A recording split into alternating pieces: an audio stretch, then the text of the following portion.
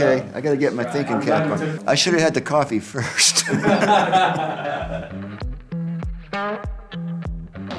Wow. Greatest guitar design. Probably have to be the Stratocaster. Gibsons are good for certain things, but Fenders are versatile and they're bright and clear and can always get a good sound on them. Jeff Lynne. I think maybe Good Enough, because it's the first thing I recorded with my 59, and I was all excited with the tone. I'd never played with a fat tone before. That's on Mojo, the Mojo album, a song called Good Enough. Oh, probably Jimi Hendrix, The Wind Cries Mary. I love that guitar. Stairway to Heaven. Fender Princeton. Reverb. Hint, hint. We'll probably Go Your Own Way. I mean, I personally prefer some of the older stuff, but that's a classic song. That's probably a good starting point, Go Your Own Way, as everybody sings and it's got the band, the broken beat and everything. Yeah. American Girl. There's a lot, but that one, it just has some kind of magic in it. And it's guitar style. No one else really plays quite like that, in my humble opinion. Boys of Summer with Don Henley. I mean, it was such a lucky accident that happened, but it did really well. I'm very proud of it. He sang the shit out of it.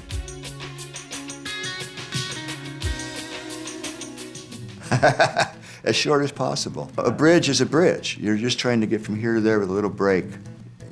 Stairway to Heaven to the side.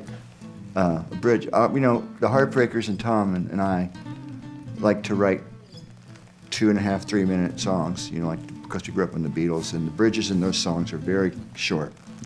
But they have to say a lot, and they have to set up the rest of the song and not distract from it. So if you can get across the bridge in a short bridge, I think you've done really well. It's hard to do.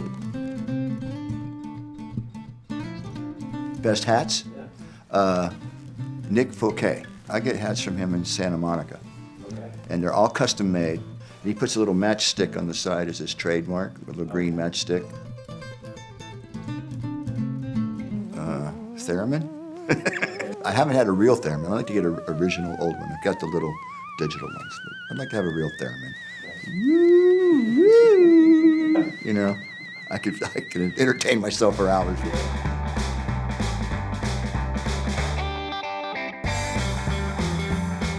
I think I'd like to go to England in the mid-'60s. The whole, Carnaby Street, Beatles, Stones, Kinks.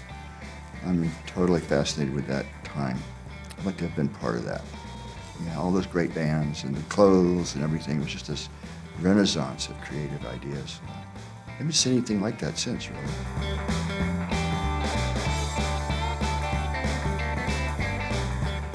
Oh, yeah. I actually know Michael J. Fox. I had a great night with him once. We were playing the Wiltern, and he came by, and we got happy and went back to his place. We stayed up all night talking about Chuck Berry and stuff. And I actually showed him how it goes. And he was happy to hear it, yeah. It's a heartbreak story with a happy ending. We were rehearsing once at Universal Studios in LA. And we came in the next day, and my gold top Les Paul and my broadcaster, which are irreplaceable, were both gone. And a couple of Tom's guitars were gone. And the dumb guy that stole them, he was an inside job, he worked there. And he went to a local pawn shop, like just up the street. So we were able to track him down and get him back. Johnny Depp. He's already played me in one video. Great Wide Open. Yeah, he was sort of playing me. He played the guitar solo, and he played this actor that was sort of my guy. Here Comes My Swirl. There we go. We could do this all night long. It's a challenge in many ways because I respect their records and I love the band. And they hired me to bring, you know, my thing to the table, but I also feel an obligation to honor those records. And there's a lot of signature guitar parts that Lindsey Buckingham produced and wrote, who I love and respect. And so my challenge was to recreate those as best as I could in his honor, and in places where I could to bring my own personality to it. You know, there's certain songs where there's not much room for my personality except to execute it with my feeling. But I hit those same notes because you need those notes in the song. There's other songs where we just have a sketch of the song and there's lots of room for me to play like I would normally play. So it's about half and half in the show. And learning his parts has been a bit of a challenge because I'm not used to doing that. I'm used to playing stuff I wrote, you know. And once I got used to it, I accepted the challenge, and I've kind of been enjoying it because his stuff is so good. And when I play it, I really just try to honor, you know, his art and not mess it up, you know. Yeah, well, your nuances, yeah, like dreams. I'm still trying to get that one right. I know that I've heard it, and I know a lot of the bits in my head, but there's a lot of little nuances in places where there's holes where there's no guitar. And I'm still trying to get them all sorted out because it's pretty intricate for as simple as it is. The timing, I mean, technically they're not, I can handle it technically, but it's the timing of matching the records. But I did the same thing with Boys of Summer. I did a demo and just did da-da-da-da-da-da. You know, I didn't think about it. And then, okay, we're gonna make a record. I had to go back and learn it. And so with Lindsey's stuff, I'm sure that all that stuff in the studio was just him off the top of his head. So now I've got to learn the timing of it is a struggle. But I like when I get it right, you know, and so does Stevie.